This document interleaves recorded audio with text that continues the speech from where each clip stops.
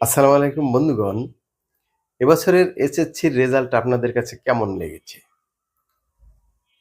আমার মনে হয় এবছর খাতা দেখেছেন। কারণ পাসের হার ৬৮.৪৫। ৬,৬৬০,০০০ জন ছাত্রছাত্রী ফেল করেছেন। এভাবে যদি পরীক্ষা নেওয়া হয় এবং খাতা সঠিকভাবে দেখা হয়, গ্রেসও ছিল না এই বছর। তাহলে ছাত্রছাত্রীরা মোবাইল রেখে একসময় পড়ার টেবিলে মনোযোগ দেবে। এবং তারা মানুষ হিসেবে গড়ে উঠবে।